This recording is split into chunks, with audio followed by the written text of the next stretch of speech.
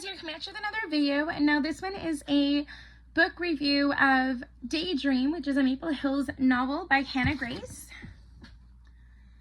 So this is number 3 in the Maple Hills novel series, and I've read number 1, which was Icebreaker, and I've read this one. I have not yet read number 2. I'm now going to be looking for that one to read as well.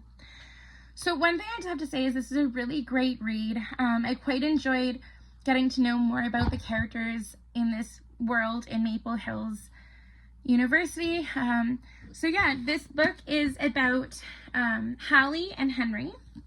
So we first met Henry in the first book called Icebreaker, as he lived with Nathan and JJ and that whole group that was part of the house that always had the parties and stuff. And of course, when we had gotten to know Anastasia and Nathan, we also got to know Henry. And Henry was always being nice to everyone and taking care of everyone. And yeah, we get to know more in this novel, and also the girl that he ends up falling for. And yeah, so initially they just start off as friends, and Hallie is really smart, and she is an aspiring author, and she is an English major, and yeah, she is really sweet, really bubbly, really kind, always wanting to help others. And Henry also is really sweet, the guy that everyone always goes to when they need help with something, or you know, he also as well he would give people things, you know, he would always have like an extra toothbrush and everything in his room, and also would always take care of people when they were hungover, when they went to the parties there. And yeah, so anyways though, this book I actually borrowed from my local library. And so yeah, it says here, when his procrastinating, okay. So in this book here, Henry, he is not doing well in this class year. He's got his least favorite professor. And Henry knew he was going to have to work extra hard to survive his junior year of college. And now with his new role of captain of the hockey team, Henry absolutely cannot fail. Enter Hallie Jacobs, a fellow junior whom Henry befriends when he accidentally crashes her book club. Hallie may not have the most romantic pursuits of her favorite fictional leads or the experiences of the novel she's trying to write, but she's an academic superstar, and as soon as she hears about Henry's problems with his class, she offers to help.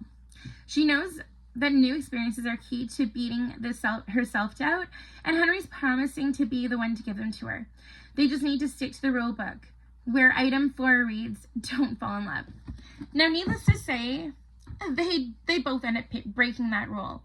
And when it comes to Hallie and Henry, they both had crushes on each other, at least when they first met, but Hallie doesn't realize that Henry likes her that way. And same with Henry, he doesn't realize that she likes him that way. And so both of them are afraid to make the first move. Now, of course, I'm sure we've all been through a situation like that where, you know, you're not where you feel like you both are only ever going to be friends, or, you know, you're afraid to make that first move just because you really like this person. And also, too, as with Hallie, she'd kind of been burned, and in a way because of the fact that this guy that she was dating, that she stayed with him just because she thought they were meant to be together.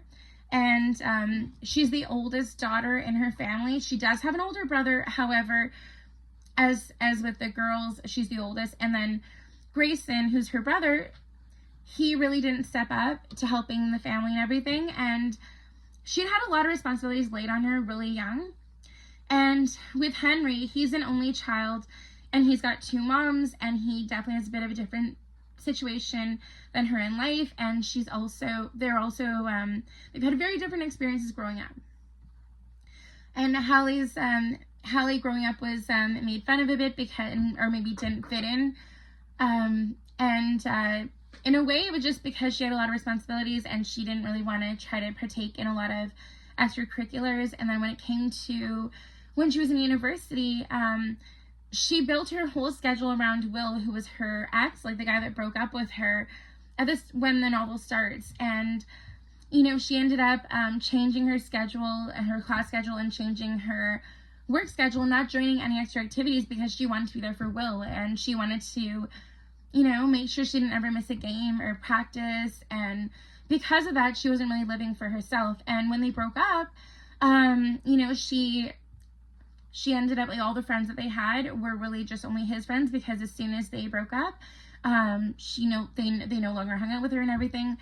But then once she breaks up with Will, like when she and Will break up, Hallie decides she wants to live life more for herself, and she also decides that she is going to try new experiences, do things that she hadn't done before, and then she ends up getting a group of girlfriends, something she's never had before, a really close group of girlfriends. And at the same time as she ends up starting to help Henry, she also gets a job working for a hotel, and also ends up running some book clubs, and also ends up working part-time at this new and happening bookstore.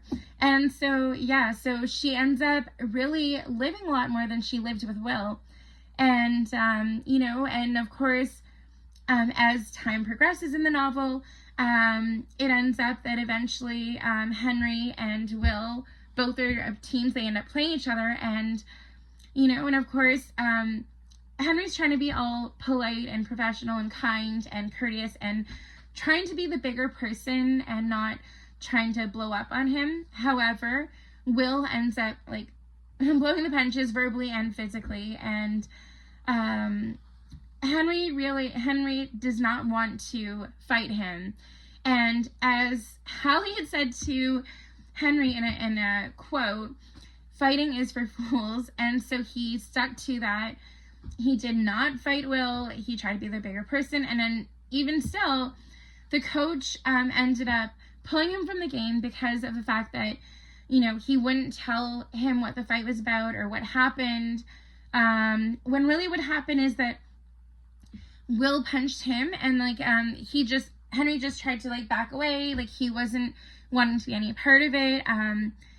Yeah, and then of course, when that happened, Henry kind of unraveled and had a bit of a meltdown. And also too, with Henry and Hallie, like Henry's super creative, and but in a different way than Hallie, right? But they're both creative.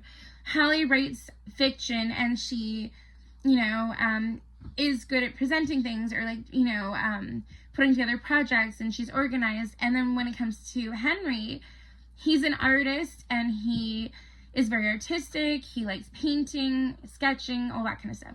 So they're both creative in their own way, but kind of different ways. And Hallie is more outgoing, Henry's more reserved and shy, and also too doesn't necessarily quite understand some social cues or things like that, or like he is more closed off to himself unless it's the right person.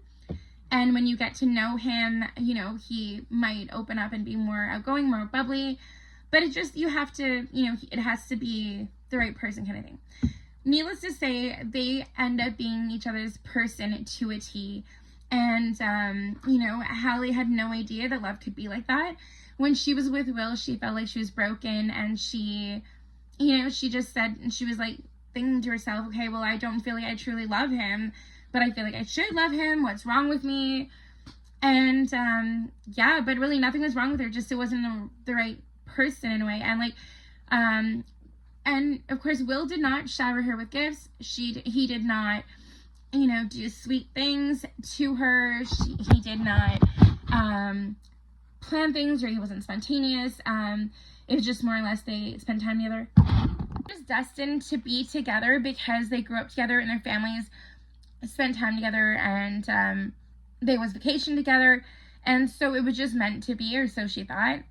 But yeah, so it ends up that Hallie stayed with Will way longer than she should have, and Will came over to her house. He's like, oh, you know what, I think we should break up. And then Hallie's like, okay.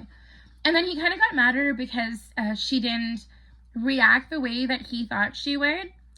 But, you know, I mean, she was just trying to be agreeable. And then, of course, when he left, then she ended up kind of feeling it a bit more.